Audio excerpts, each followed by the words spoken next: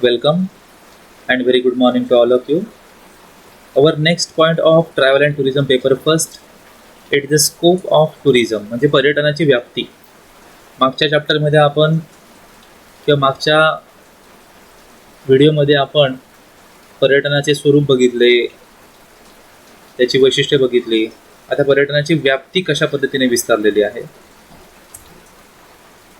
सुरुवातीला पर्यटनाची व्याप्ती म्हणजे नेमकं काय थोडक्यात समजून घेऊया.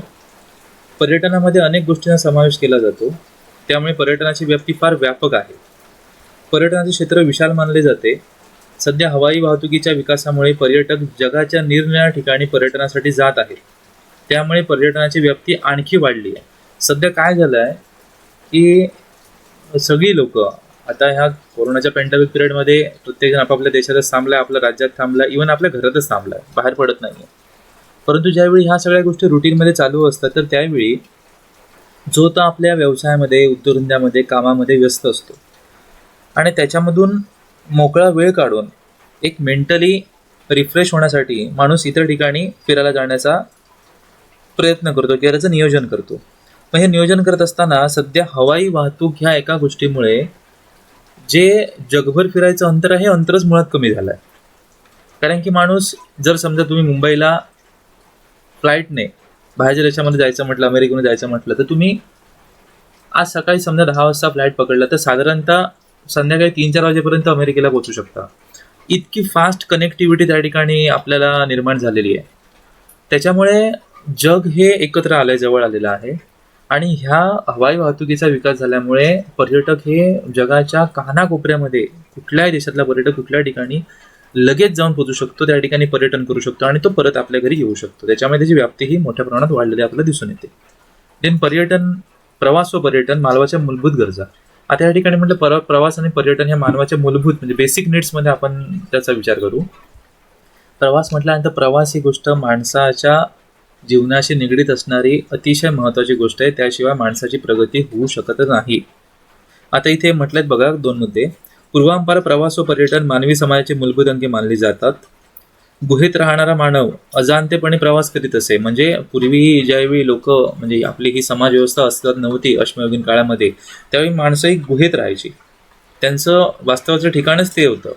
मग त्यावेळी अजाणतेपणाने प्रवास करीत असे. म्हणजे ते लक्षपूर्वक किंवा जाणीवपूर्वक एका ठिकाणी मला इकडे ठिकाणी जायचं आहे, दुसऱ्या ठिकाणी तिसऱ्या ठिकाणी जायचं आहे असं मनात न ठेवता अजाणतेपणे प्रवास करीत असे. ते कशासाठी? तर खाद्यपदार्थ असतील किंवा पाण्यासाठी असतील किंवा इतर कुठल्या गोष्टीसाठी असतील. नाणे व सुवर्णमुद्रा, मोहर इत्यादीच्या सहाय्याने वस्तूंची देवाणघेवाण करणाऱ्या माध्यमांचा शोध लागला आणि व्यापार व वाहतुकीला चालना मिळाली.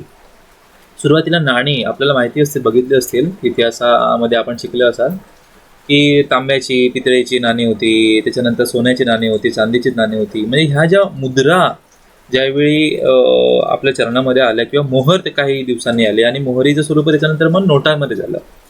मग ह्या ज्यावेळी चलनामध्ये आल्या त्याच्यानंतर माध्यम देवाणघेवाण करण्याच्या माध्यमांमध्ये विकास होत गेला आणि तिथपासून पुढे व्यापार आणि वाहतुकीला खऱ्या अर्थाने चालना मिळाली आणि तिथून मग प्रवास लोकांचा मोठ्या प्रमाणावरती वाढत गेला.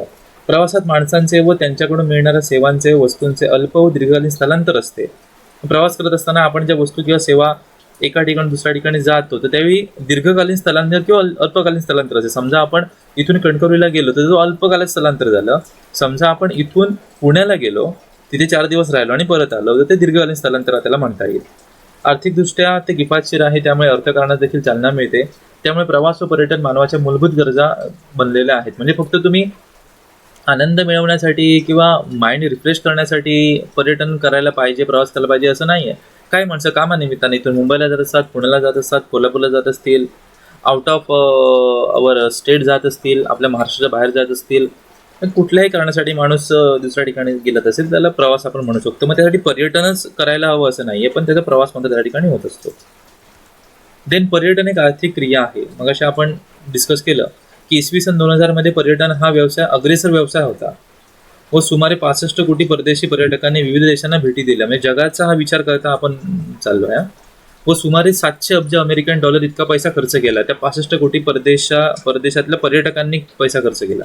यामुळे अनेक देशांना परकीय चलन प्राप्त झाले. स्वित्झर्लंड, स्पेन यासारख्या देशांची अर्थव्यवस्था केवळ पर्यटनावर अवलंबून आहे व त्यांना प्रतिवर्ष निश्चित उत्पन्न मिळते. त्यामुळे पर्यटनामुळे पुढील 5 आर्थिक क्रिया घडून येतात. म्हणजे अर्थव्यवस्थेला चालना मिळण्याच्या दृष्टिकोनातून ही पर्यटन बाब सगळ्यात महत्त्वाची आहे. आणि 2000 मध्ये जवळपास 65 कोटी पूर्ण जगभर लोकांनी इतर या देशांमध्ये इकडून तिकडे प्रवास केलेला होता. त्याच्यामुळे होतं असं की आपण दुसऱ्या देशामध्ये गेल्यामुळे दुसऱ्या देशातला आपल्या देशाचं चलन दुसऱ्या देशामध्ये चालत नाही, हे तुम्हाला माहिती असेल. मग जगभर प्रवास करताना आपल्याला वेगवेगळ्या देशामध्ये जायचं असेल तर त्या देशातलं चलन त्या ठिकाणी आपल्याला द्यावं लागतं. मग ते पैसे आपण तिकडे खर्च केले की त्यांना ते पैसे मिळाले. मग आर्थिक दृष्ट्या त्या ठिकाणी व्यवहार हे पुढे चालू राहिले आणि त्याच्यामुळे त्यांना निश्चित एक स्वरूपाचं उत्पन्न मिळत गेलं. इथे म्हटलंय त्यांनी की स्वित्झर्लंड, स्पेन यासारखे देश हे टोटली पर्यटनावर डिपेंड आहेत. म्हणजे त्यांचा व्यवसायच पर्यटन आहे. जसं आपल्या देशामध्ये गोवा राज्य असेल, देन नागालँड राज्य असेल, देन हिमाचल प्रदेश असेल, कुलू मनाली असेल, सिमला असेल, ह्या ज्या काही राज्यांची आपण नावं घेतली तर ही जी सगळी राज्य आहेत ही सगळी राज्य ही पर्यटनावर अवलंबून आहेत. मग त्या ठिकाणी पर्यटन हाच त्यांचा मुख्य व्यवसाय आहे. मग शेती किंवा MIDC एरिया, उद्योगधंदे वगैरे हा त्यांच्या दृष्टिकोनातून जास्त आर्थिक उत्पन्न देणारा व्यवसाय नाही, तिकडे पर्यटन मोठ्या प्रमाणात चालतं. मग ह्या पर्यटनाच्या दृष्टिकोनातून कुठल्या 5 आर्थिक क्रिया घडून येतात? सुरुवातीला म्हटलं परकीय चलन मिळतं. मग हे प्रत्यक्ष खर्च किंवा प्रत्यक्ष खर्च म्हणजेच काय की समजा आपण प्रवास करण्यासाठी विमानाचं तिकीट काढलं तर प्रत्यक्षात आपण त्या ठिकाणी पैसे खर्च केले. जर समजा आपण एखाद्या हॉटेलमध्ये गेलो त्या ठिकाणी हॉटेलमध्ये आपण बुकिंग केलं तर प्रत्यक्ष पैसे खर्च केले. परंतु जर समजा त्या ठिकाणी ते पैसे आपण खर्च करत असताना त्याच्याबरोबर टॅक्स आपण त्या गव्हर्नमेंटला दिला. प्रत्येक ठिकाणी तुम्हाला माहिती आहे की भारतामध्ये GST आपला आकारला जातो. मग समजा टॅक्स आपण त्या ठिकाणी पेड केला तर टॅक्स हा अप्रत्यक्ष खर्चामध्ये येऊ शकतो. त्याच्यानंतर आपण प्रवास करायला गेलो, हॉटेलमध्ये राहिलो, त्या जेवणापिवण्याचा आस्वाद घेतला. पण प्रवास करताना समजा आपल्याला पाणी बॉटल लागली किंवा आणि काही खाण्यापिण्याचे आपण पदार्थ घेतले किंवा इतर सगळ्या काही मेडिसिन्स असतील किंवा इतर कुठल्या गोष्टी आपण आपल्या जवळ ठेवलेल्या असतील तर तो अप्रत्यक्ष खर्चामध्ये येतो. म्हणजे प्रवास करण्यासाठी तेच आपण घेऊन जायला पाहिजे बंधनकारक नसतं, पण प्रवास करत असताना आपण त्या गोष्टी खरेदी करतो. त्याच्यामुळे हे 2 प्रकार त्यांनी दिलेले आहेत.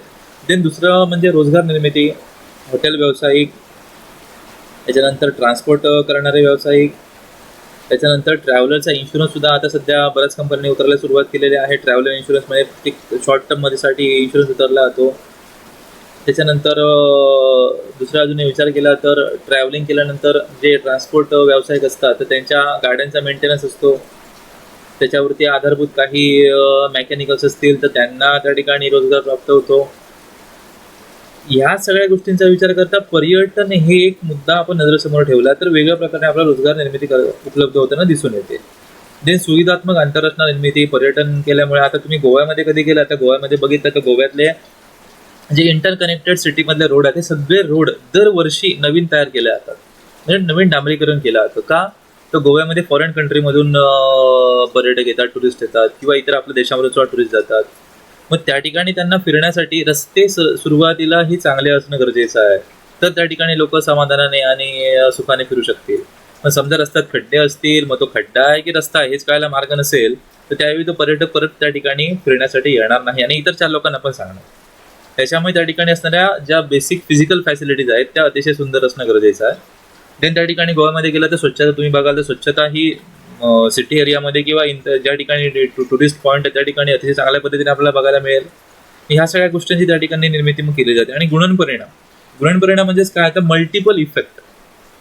पर्यटन केल्यामुळे काय होतं की फक्त एकाच व्यक्तीला काम मिळतं असं नाही आहे, तर एकामुळे दुसऱ्यामुळे तिसऱ्यामुळे चौथा. आता गोवा हे मी उदाहरण का देतो आहे कारण की टुरिझमच्या दृष्टिकोनातून आपल्या जवळच असणारं एक सगळ्यात मोठं उदाहरण आहे. आणि गोव्यातली पूर्ण अर्थव्यवस्था ही टुरिझमवरती चालते. म्हणजे ऑलमोस्ट 75 to 80% इकॉनॉमी ही गोव्यातली त्या टुरिझमवरती डिपेंड आहे. आणि त्याच्यामुळे काय होतं की पर्यटक बाहेरच्या देशामध्ये गेल्यामुळे की बाहेरच्या देशातून आपल्या गोवा राज्यामध्ये आल्यामुळे त्या ठिकाणी ते हॉटेल व्यावसायिकांना पैसे देतात, ट्रान्सपोर्टसाठी पैसे देतात, पण इनडायरेक्टली त्या ठिकाणी ते गव्हर्नमेंटला सुद्धा टॅक्स स्वरूपामध्ये पैसे देत असतात. म्हणजे एकच त्याचा हेतू नसून पर्यटनामधून आपल्याला वेगवेगळे फायदे मिळतात. म्हणून त्याला म्हटलं आहे की गुणनपरिणाम म्हणजे मल्टिपल इफेक्ट पर्यटनाचे कशा पद्धतीने होतात. सो ह्या पद्धतीने पर्यटनाची व्याप्ती विस्तारलेली आहे. अजून आपण याच्यामध्ये बरेच प्रकार आहेत, बरेच विषय आहेत ते आपण अभ्यासणार आहोत, पण ते आपण next point of this chapter it will be discuss in the next presentation. Thank you.